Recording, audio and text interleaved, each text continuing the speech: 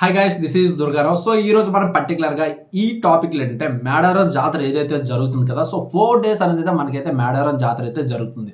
So ఇందుకే మేడారం జాతర 4 days ఎప్పుడంటే 21st, 22nd, 23, 24 ఫిబ్రవరి 21 నుంచి ఫిబ్రవరి 24 వరకు అయితే జరుగుతుంది. అయితే ఈ 4 days ఏమవుతుంది, అసలు ఈ 4 days ఒక్కొక్క రోజు ఏమవుతుంది అనేది అయితే స్మాల్ ఇన్ఫర్మేషన్ అనేది అయితే మీకైతే పాస్ చేస్తాను. జస్ట్ వీడియో అనేది అయితే లాస్ట్ వరకు అయితే చూడండి. ఓకే, ఫస్ట్ మనం 21st అయితే చూసుకుందాం. సో జనరల్గా ఏంటంటే 21st ఏమవుతుందంటే మనకి ఈ స్టోరీ అయితే మీకు ఆల్రెడీ తెలిసే ఉంటుంది. సమ్మక్క సారలమ్మ స్టోరీ ఏంటనేది అయితే మీకు తెలిసే ఉంటుంది. ఒకవేళ తెలియకపోతే మన ఛానల్ అయితే దానికి సంబంధించిన స్టోరీ అనేది అయితే నేనైతే పోస్ట్ చేస్తాను. బిఫోర్ మీరు ఈ 4 days కోసం తెలుసుకునే ముందు మీరు ఈ సమ్మక్క సారలమ్మ స్టోరీ కానీ తెలుసుకున్నట్లయితే మీకు ఈ 4 రోజుల్లో ఏం జరుగుతుంది నేను చెప్పింది అయితే అర్థమవుతుంది. ఓకే, ఫస్ట్ రోజు కానీ చూసుకున్నట్లయితే మనకి జనరల్గా సమ్మక్క కూతురు ఎవరైతే ఉన్నారో సారలమ్మని ఏంటంటే మనం ప్రత్యేకంగా అంటే సమ్మక్క కూతురు సారలమ్మని అంటే మేడారంకి అయితే తీసుకొచ్చే రోజు అనమాట. అంటే ఫస్ట్ రోజు అయితే ముగ్గురిని అయితే తీసుకొస్తారు. ఎవరిని?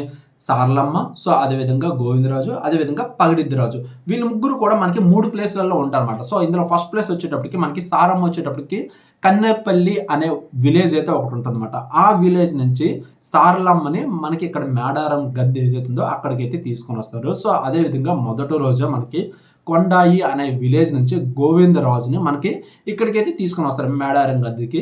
సో అదేవిధంగా మొదటి రోజు మనకి పగడిద్ది రాజు ఎవరైతే ఉన్నారో సో తను ఎవరంటే మనకి సమ్మక్క హస్బెండ్ అనమాట. సమ్మక్క ఎవరైతే ఉన్నారో తన హస్బెండ్ మనకి పగడిద్ది రాజు అనమాట. ఈయన పూనకొండ అనే విలేజ్లో ఉంటారో ఆ విలేజ్ నుంచి అయితే మనకి ఈ పగడిద్ది రాజుని తీసుకొని వస్తారు. ఇక్కడ గోవిందరాజు ఎవరంటే సమ్మక్క అల్లుడు, అదేవిధంగా సారలమ్మ భరత్ అనమాట. సో తిన్ను కూడా కొండయ్య అనే విలేజ్ నుంచి అయితే ఇక్కడికి మొదటి రోజు అంటే మేడారం గద్దె ఏదైతుందో అక్కడికైతే తీసుకుని వస్తారనమాట. ఈ ఫస్ట్ రోజు అంటే 21st అయితే మనకైతే పడింది కాబట్టి సో మొదటి రోజు ఏంటంటే మనకి వీళ్ళు ముగ్గురిని కూడా ఇక్కడికి మేడారం గద్దె దగ్గరికి అయితే తీసుకొస్తారు. సెకండ్ డే ఏదైతే ఉందో సెకండ్ డే అనేది చాలా అంటే ప్రతి ఒక్కరు వెయిట్ చేసేది సెకండ్ డే. ఎందుకంటే మనకి డైరెక్ట్గా సమ్మక్క ఎవరైతే ఉన్నారో తను ఏంటంటే చిలకల గుట్టు దగ్గర అయితే ఉంటారనేసి అందరూ నమ్ముతారు. అక్కడ మనకి కుంకుమ రూపంలో తను అక్కడ నివసిస్తున్నారనేసి ఇప్పటి వరకు కూడా అక్కడ ఉండే ఆదివాసులు కానీ లేదంటే ఎవరు ప్రతి ఒక్క అంటే అందరూ కూడా సో ప్రతి ఒక్కరు అందరూ విశ్వాసం అన్నమాట. అక్కడ కుంకుమ బన్ని రూపంలో అమ్మవారు అక్కడ ఇంకా నివసిస్తూ ఉన్నారనేసి అందరి యొక్క నమ్మకం. సో రెండో రోజు ఏంటంటే మనకి సమ్మక్కని అక్కడి నుంచి చిలుకల గుట్ట అనేసి ఒక విలేజ్ ఏదైతే ఉందో చిలుకల గుట్ట నుంచి అమ్మవారిని మేడారం గద్దె వరకు అయితే తీసుకొస్తారనమాట. సో జనరల్గా ఈ గుట్ట ఏదైతే ఉందో గుట్ట మీదకి సో ఎవరు వెళ్ళడానికి అయితే అలౌడ్ అయితే ఉండదో. సో కొంతమంది పూజారులు ఎవరైతే ఉన్నారో సో వాళ్ళు వెళ్ళి డైరెక్ట్గా అమ్మవారు కొన్ని అంటే చేయవలసినవన్నీ చేసి అక్కడి నుంచి అమ్మవారిని అనేది అయితే తీసుకొని వస్తూ ఉంటారు అనమాట. ఇది జనరల్గా రెండో రోజు ఏంటంటే ఒక అద్భుతంగా అమ్మవారు వచ్చిన రోజు కాబట్టి చాలా మంది ఏంటంటే ఈ సెకండ్ డే కోసం అయితే వెయిట్ చేస్తారు. ఓకే, థర్డ్ డే ఏమవుతుంది?